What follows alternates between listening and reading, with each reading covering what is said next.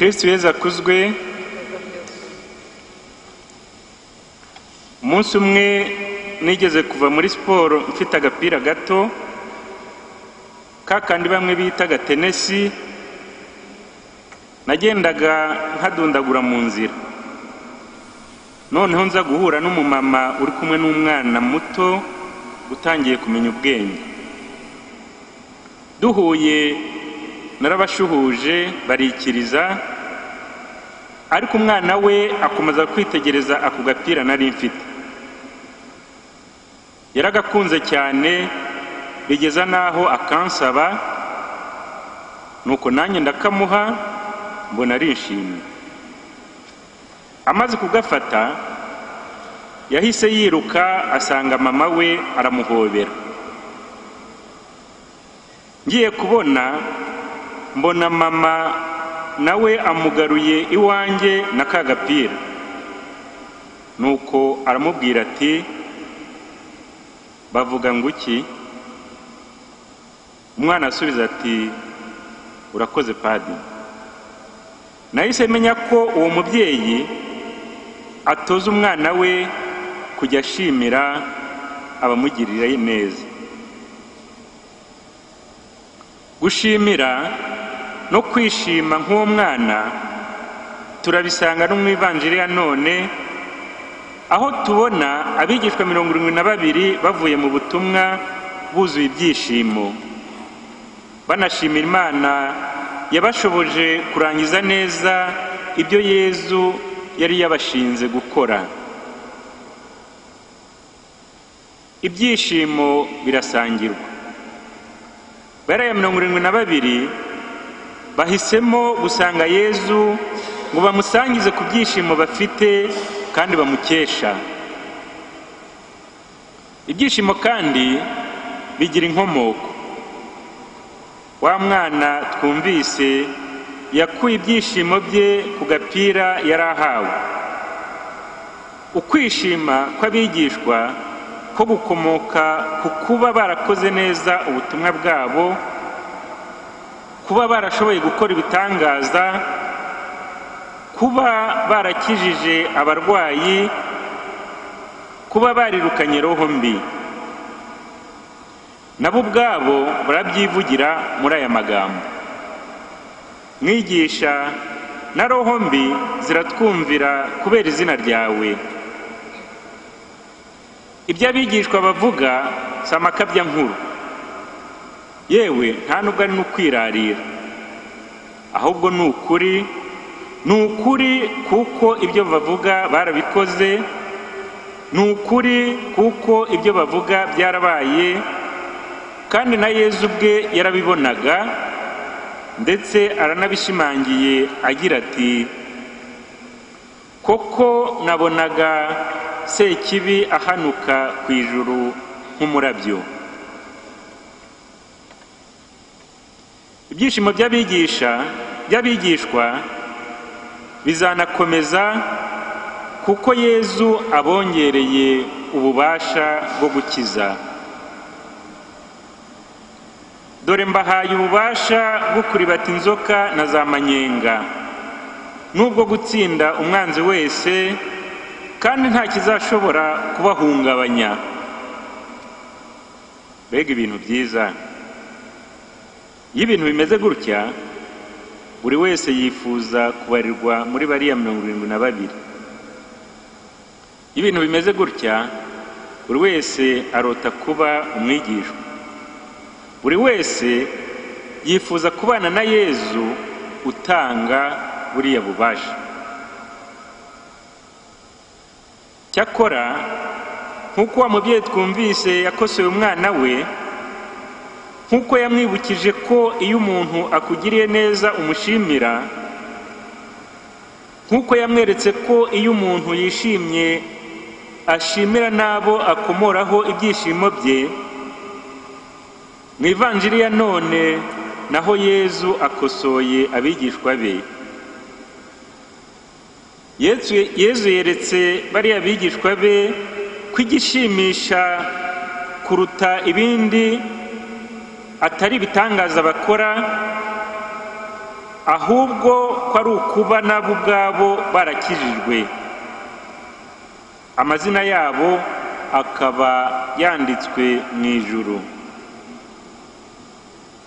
Nyamara ntimwishimire ko roho mbi zibumvira, ahubwo mwishimire ko amazina yanyu yanditse mu ijuru. Nimwishimire ko namwe ubwanyu Imana yabarokoye. Ni byiza kuba mukiza abandi, ni byiza kuba ubutumwa bwanyu butanga umutsindo, ariko ikiruta byose ni ukuba mwararangije kubona umwanya mu ijuru mubikesha uwo mwakurikiye. Natwe mu buzima bwacu hari ibintu byinshi bidushimisha, hari ibintu byinshi twirukaho: gutunga amafaranga menshi, kugira imirima n'amapariseri bihagije, gutunga imodoka zigezweho, kwiga amashuri tukaminuza, kwiyitaho tugasa neza, kwambara tukaberwa, kuvuga neza bakadukomera amashyi, n'ibindi n'ibindi. Ibi byose ni byiza, ibi byose ni ngombwa mu buzima bwacu, ariko igisumba byose ni ugukorera ijuru. Igishimisha kurusha ibindi ni ukwita kuri roho zacu. Icyo tugomba gushimira Imana hejuru ya byose ni ukuba twarakiriye Yezu watuzaniye umukiro, ni ukuba twarabatijwe tugahanagurwaho icyaha cy'inkomoko n'ibindi byaha byose, ubu tukaba twitwa abana b'Imana, ubu tukaba tubarirwa mu batagatifujwe nk'uko Mutagatifu Pawulo intumwa abitwibutsa kenshi mu mabaruwa yanditse. Duharanire rero iby'ijuru, nibyo bifite agaciro gahebuje, nk'uko Yezu abitubwira mu ivanjiri yanditswe na Matayo. Umuntu watunga isi yose ariko akabura ubugingo bwe, byaba bimumariye iki? Kuki wamarira imbaraga zawe zose mu guharanira ibintu bishira, mu kwita ku buzima bw'igihe gito, hanyuma ukibagirwa ubuzima buzahora witeka? Kuki wakwita ku by'isi gusa ukibagirwa iby'ijuru? Reka tuzirikane. Ni iki kigushimisha mu buzima bwawe? Ni agapira k'agatenesi ka wa mwana twumvise mu ntangiriro y'ivanjiri, mu ntangiriro y'inyigisho? Ni ubutunzi se ufite? Ni umuryango se ukomokamo? Ni iki kigushimisha mu buzima bwawe? Ni iki se wifuza gushimira Imana uyu munsi? Ni ukuba utsinda ibitego byinshi kurusha abandi mu byo ukora? Uhagaze ute uyu munsi mu bijyanye no kwishima no gushimira Imana? Hari umuntu duherutse kuganira ashaka kunyemeza ko umuco wo gushimira Imana wacitse, n'umuco wo gushimira abantu kutakibaho.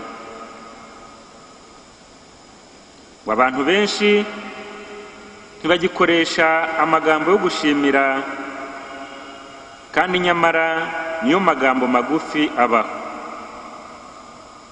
Kuki kuvuga ngo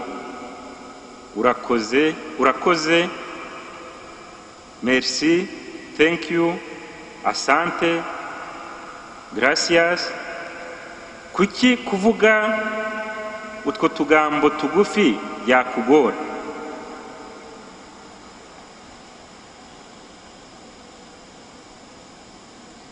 Ese muzi n'indi mpamvu tugomba kujya dushimira kenshi?